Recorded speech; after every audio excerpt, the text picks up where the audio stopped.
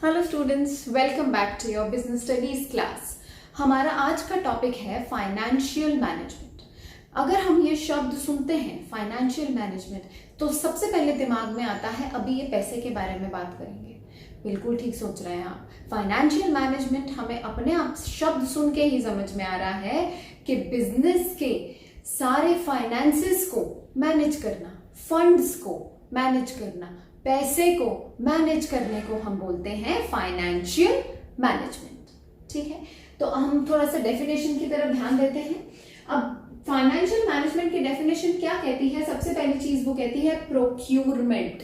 किसकी procurement? Of funds. Funds मतलब money, पैसा। प्रोक्यूरमेंट ऑफ फंड्स का मतलब है पैसा कहां से इन होगा, पैसा कहां से आएगा। अगर मुझे बिजनेस को रन करना है तो पैसा कहां से आएगा को बोलते हैं हम प्रोक्यूरमेंट ऑफ फंड्स, मतलब इन, पैसा कहां से आएगा। ऑलराइट। दूसरी चीज वो बात करती है इन्वेस्टमेंट की।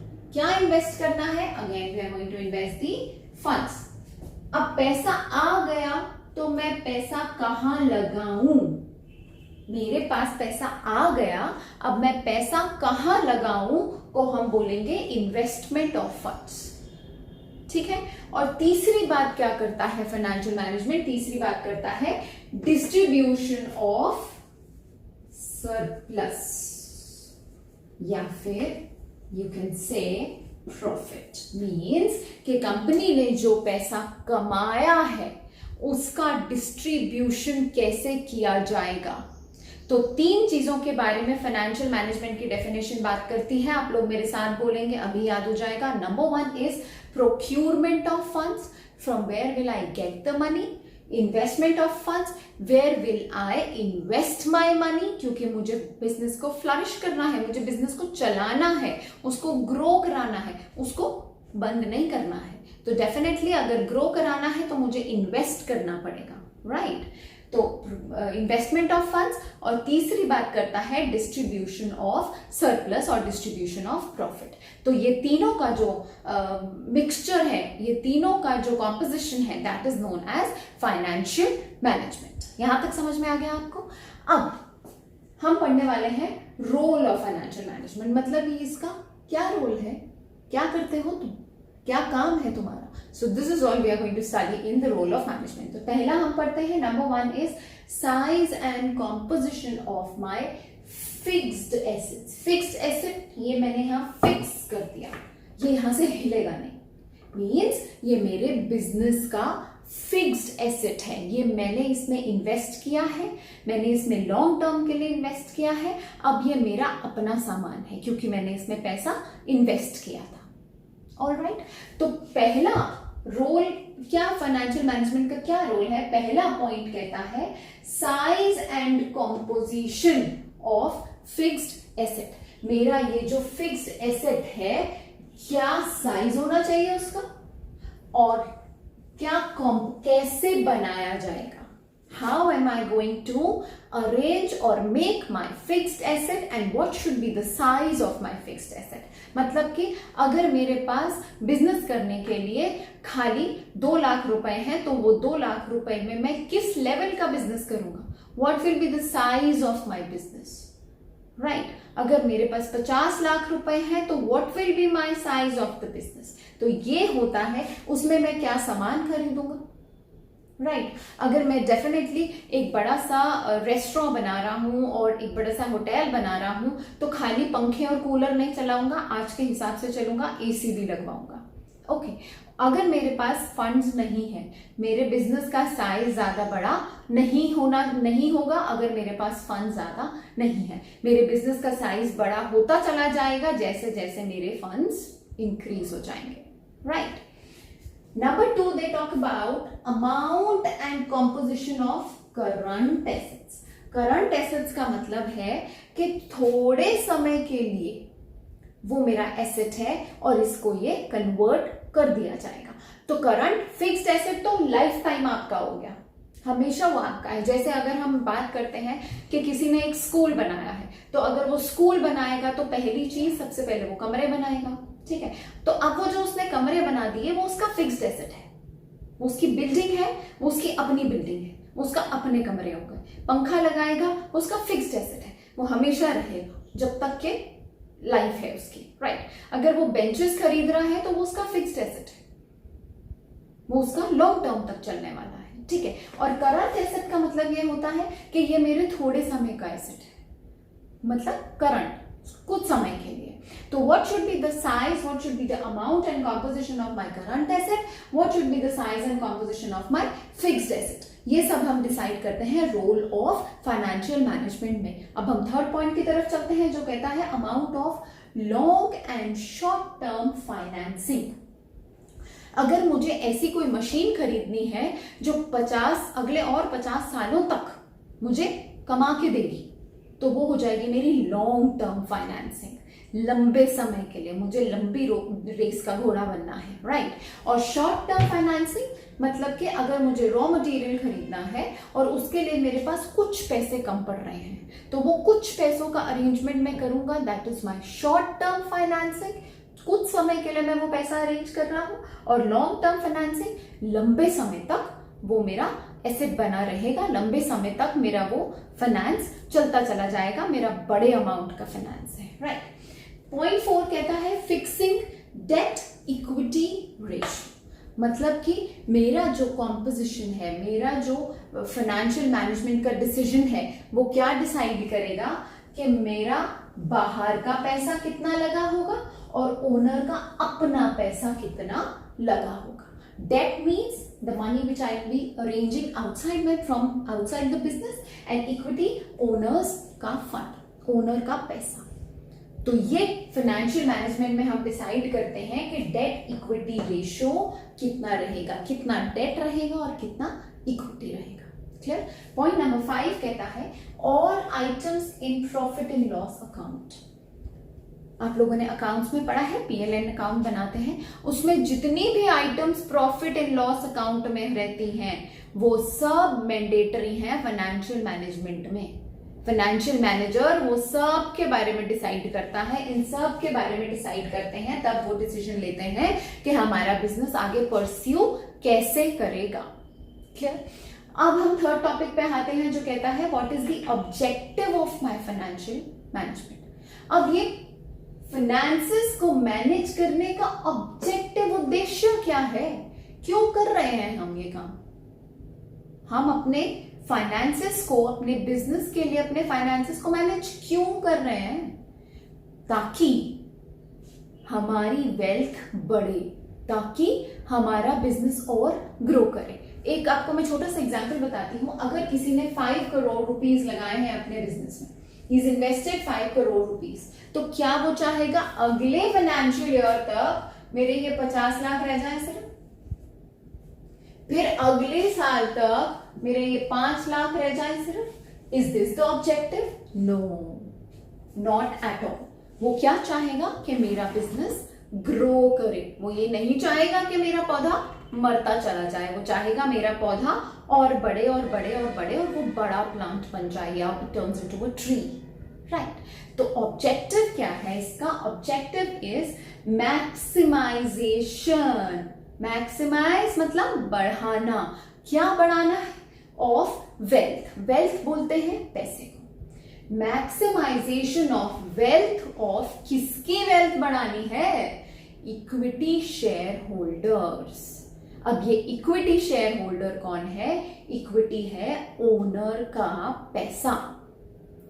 सबसे इंपॉर्टेंट है कि ओनर का पैसा अगर ग्रो करेगा तो उसके साथ और बहुत सारे लोग ग्रो करते हैं, और अगर ओनर का पैसा डूबता है तो बहुत सारे लोग कश्ती लेके ही डूब जाते हैं।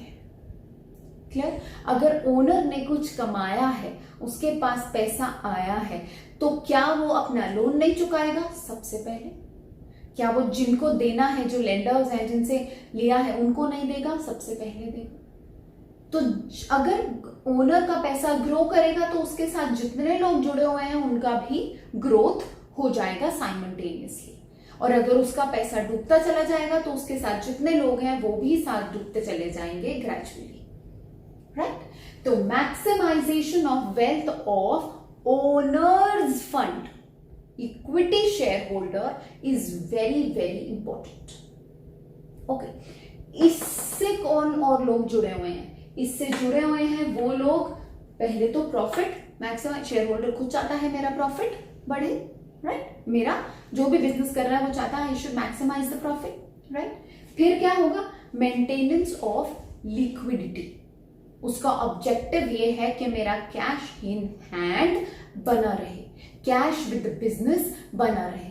कोई अनसर्टिनिटी आती है या कोई चेंज इन टेक्नोलॉजी सडनली करनी पड़ती है या कोई भी प्रॉब्लम है, तो maintaining the liquidity, maintaining the cash is important. Then proper utilisation of funds, ये भी तो उसका ऑब्जेक्टिव है कि जो भी मेरे फंड्स हैं उनका कहीं वेस्टेज नहीं होना चाहिए, उनका प्रॉपर यूटिलाइजेशन होना चाहिए। And number 4 is meeting of financial commitments and creditors. जिनको मैंने प्रॉमिस किया था कि मैं इस तारीख को तुम्हें तुम्हारा उधार चुका दूंगा, तो मुझे उनको उनका पैसा भी देना है। तो अगर मेरी ग्रोथ होगी तो मेरे साथ कितनी और ग्रोथ हो गई?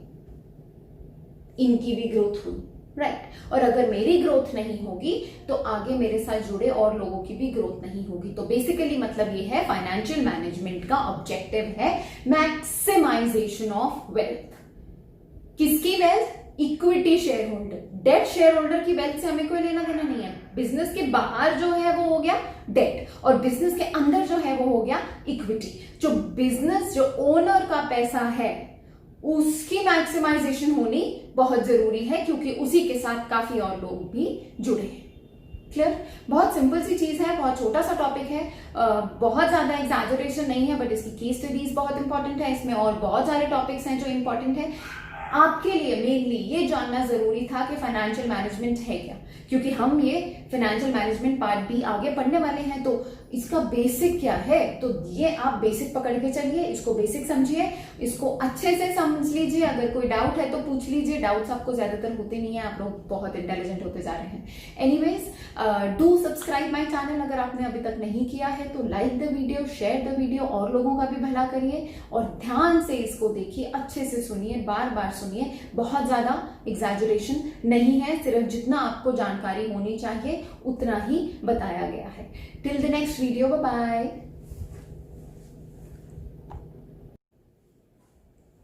Hello students, welcome back to your business studies class. हमारा आज का टॉपिक है फाइनेंशियल मैनेजमेंट।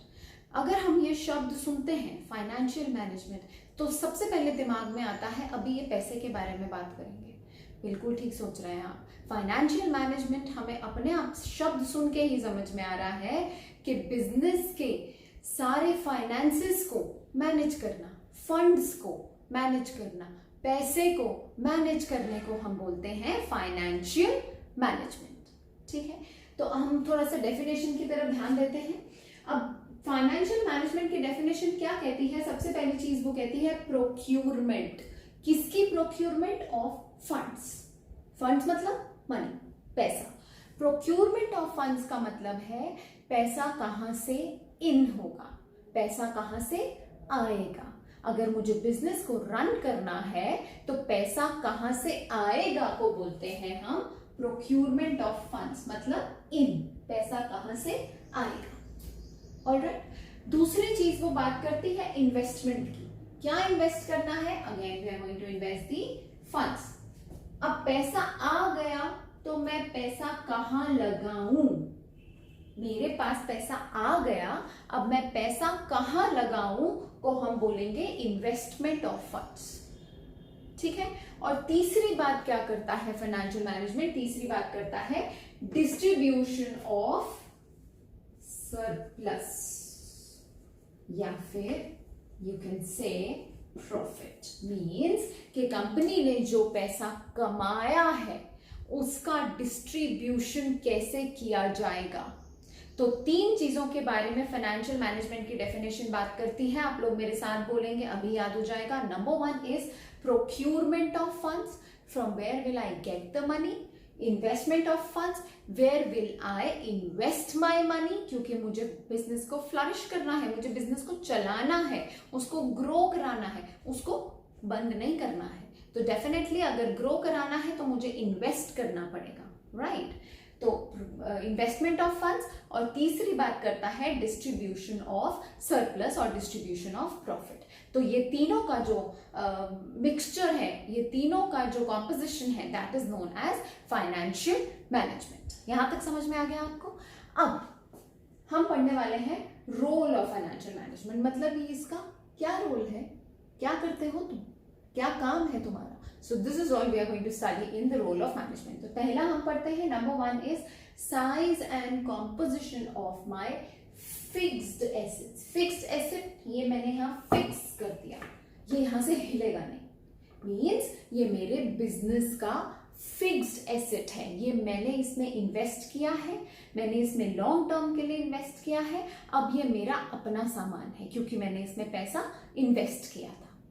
ऑलराइट, तो पहला रोल क्या, फाइनेंशियल मैनेजमेंट का क्या रोल है? पहला पॉइंट कहता है size and composition of fixed asset. मेरा ये जो फिक्स्ड एसेट है, क्या साइज होना चाहिए उसका, और क्या कैसे बनाया जाएगा, how am I going to arrange और make my fixed asset and what should be the size of my fixed asset. मतलब कि अगर मेरे पास बिजनेस करने के लिए खाली 2 लाख रुपए हैं, तो वो 2 लाख रुपए में मैं किस लेवल का बिजनेस करूंगा, what will be the size of my business, right. अगर मेरे पास 50 लाख रुपए हैं, तो what will be my size of the business. तो ये होता है उसमें मैं क्या सामान खरीदूंगा, राइट। अगर मैं डेफिनेटली एक बड़ा सा रेस्टोरेंट बना रहा हूं और एक बड़ा सा होटल बना रहा हूं, तो खाली पंखे और कूलर नहीं चलाऊंगा, आज के हिसाब से चलूंगा, एसी भी लगवाऊंगा।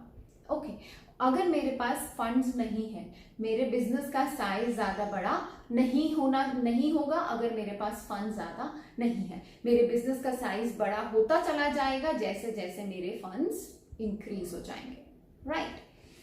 Number 2, they talk about amount and composition of current assets. Current assets का मतलब है कि थोड़े समय के लिए वो मेरा एसेट है और इसको ये कन्वर्ट कर दिया जाएगा। तो करंट फिक्स्ड एसेट तो लाइफ टाइम आपका हो गया, हमेशा वो आपका है। जैसे अगर हम बात करते हैं कि किसी ने एक स्कूल बनाया है, तो अगर वो स्कूल बनाएगा तो पहली चीज सबसे पहले वो कमरे बनाएगा, ठीक है। तो अब वो जो उसने कमरे बना दिए वो उसका फिक्स्ड एसेट है, वो उसकी बिल्डिंग है, वो उसकी अपनी बिल्डिंग है, वो उसका अपने कमरे हो गए। पंखा लगाएगा, वो उसका फिक्स्ड एसेट है, वो हमेशा रहेगा जब तक के लाइफ है उसकी, राइट। अगर वो बेंचेस खरीद रहा है तो वो उसका फिक्स्ड एसेट है, वो उसका लॉन्ग टर्म तक चलने वाला है, ठीक है। और करंट एसेट का मतलब ये होता है कि ये मेरे थोड़े समय का एसेट है, मतलब करंट कुछ समय के लिए। तो what should be the size, what should be the amount and composition of my current asset, what should be the size and composition of my fixed asset, ये सब हम डिसाइड करते हैं रोल ऑफ फाइनेंशियल मैनेजमेंट में। अब हम third point की तरफ चलते हैं जो कहता है amount of long and short term financing. अगर मुझे ऐसी कोई मशीन खरीदनी है जो अगले और 50 सालों तक मुझे कमा के देगी, तो वो हो जाएगी मेरी लॉन्ग टर्म फाइनेंसिंग। लंबे समय के लिए मुझे लंबी रेस का घोड़ा बनना है, राइट। और शॉर्ट टर्म फाइनेंसिंग मतलब कि अगर मुझे रॉ मटेरियल खरीदना है और उसके लिए मेरे पास कुछ पैसे कम पड़ रहे हैं, तो वो कुछ पैसों का अरेंजमेंट मैं करूंगा, that is my short term financing. कुछ समय के लिए मैं वो पैसा अरेंज कर रहा हूं। और लॉन्ग टर्म फाइनेंसिंग, लंबे समय तक वो मेरा एसेट बना रहेगा, लंबे समय तक मेरा वो फाइनेंस चलता चला जाएगा, मेरा बड़े अमाउंट का फाइनेंस है, राइट। पॉइंट 4 कहता है फिक्सिंग डेट इक्विटी रेशियो। मतलब कि मेरा जो कॉम्पोजिशन है, मेरा जो फाइनेंशियल मैनेजमेंट का डिसीजन है, वो क्या डिसाइड करेगा कि मेरा बाहर का पैसा कितना लगा होगा और ओनर का अपना पैसा कितना लगा होगा। Debt means the money which I will be arranging from outside the business, and equity owners का फंड, ओनर का पैसा। तो ये फाइनेंशियल मैनेजमेंट में हम डिसाइड करते हैं कि डेट इक्विटी रेशियो कितना रहेगा, कितना डेट रहेगा और कितना इक्विटी रहेगा। क्लियर। पॉइंट नंबर 5 कहता है all items in profit and loss account. आप लोगों ने अकाउंट्स में पढ़ा है, पीएलएन अकाउंट बनाते हैं, उसमें जितनी भी items profit and loss account में रहती हैं वो सब मैंडेटरी हैं फाइनेंशियल मैनेजमेंट में। फाइनेंशियल मैनेजर वो सब के बारे में डिसाइड करता है, इन सब के बारे में डिसाइड करते हैं, तब वो डिसीजन लेते हैं कि हमारा बिजनेस आगे परस्यू कैसे करेगा। क्लियर? अब हम थर्ड टॉपिक पे आते हैं जो कहता है what is the objective of my financial management. अब ये फाइनेंसेस को मैनेज करने का ऑब्जेक्टिव उद्देश्य क्या है, क्यों कर रहे हैं हम ये काम? हम अपने फाइनेंसेस को, अपने बिजनेस के लिए अपने फाइनेंसेस को मैनेज क्यों कर रहे हैं? ताकि हमारी वेल्थ बढ़े, ताकि हमारा बिजनेस और ग्रो करे। एक आपको मैं छोटा सा एग्जांपल बताती हूं। अगर किसी ने 5 करोड़ रुपीस लगाए हैं अपने बिजनेस में, इज इन्वेस्टेड 5 करोड़ रुपीस, तो क्या वो चाहेगा अगले फाइनेंशियल ईयर तक मेरे ये 50 लाख रह जाए सिर्फ, फिर अगले साल तक मेरे ये 5 लाख रह जाए सिर्फ? Is this the objective? No, not at all.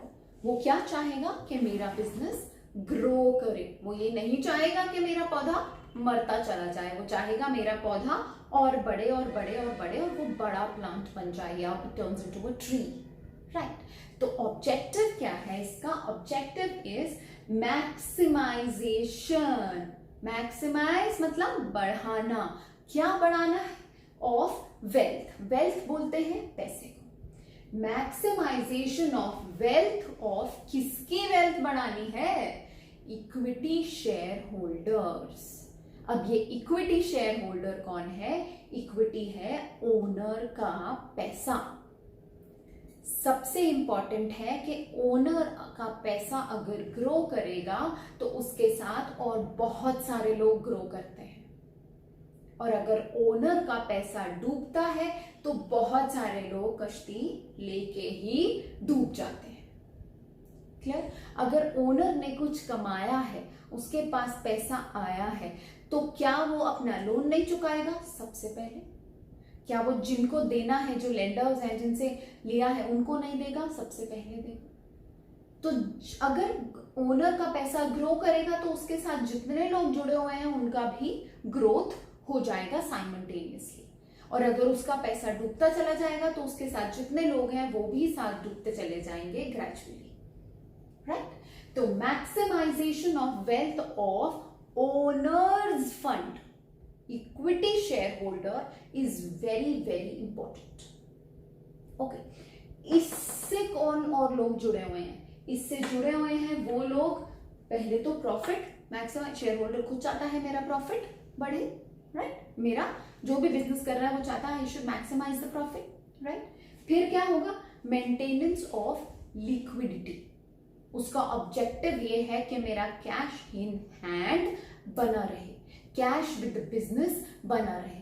कोई अनसर्टिनिटी आती है या कोई चेंज इन टेक्नोलॉजी सडनली करनी पड़ती है या कोई भी प्रॉब्लम है, तो maintaining the liquidity, maintaining the cash is important. Then proper utilisation of funds, ये भी तो उसका ऑब्जेक्टिव है कि जो भी मेरे फंड्स हैं उनका कहीं वेस्टेज नहीं होना चाहिए, उनका प्रॉपर यूटिलाइजेशन होना चाहिए। And number 4 is meeting of financial commitments and creditors. जिनको मैंने प्रॉमिस किया था कि मैं इस तारीख को तुम्हें तुम्हारा उधार चुका दूंगा, तो मुझे उनको उनका पैसा भी देना है। तो अगर मेरी ग्रोथ होगी तो मेरे साथ कितनी और ग्रोथ हो गई?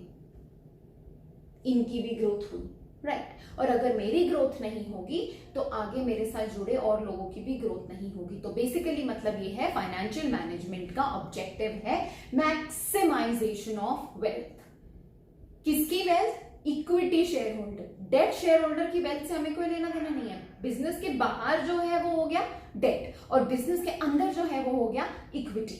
जो बिजनेस, जो ओनर का पैसा है, उसकी मैक्सिमाइजेशन होनी बहुत जरूरी है, क्योंकि उसी के साथ काफी और लोग भी जुड़े हैं। क्लियर?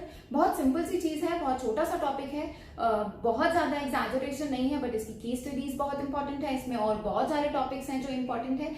आपके लिए मेनली ये जानना जरूरी था कि फाइनेंशियल मैनेजमेंट है क्या, क्योंकि हम ये फाइनेंशियल मैनेजमेंट पार्ट भी आगे पढ़ने वाले हैं, तो इसका बेसिक क्या है, तो ये आप बेसिक पकड़ के चलिए, इसको बेसिक समझिए, इसको अच्छे से समझ लीजिए। अगर कोई डाउट है तो पूछ लीजिए, डाउट्स आपको ज्यादातर होते नहीं है, आप लोग बहुत इंटेलिजेंट होते जा रहे हैं।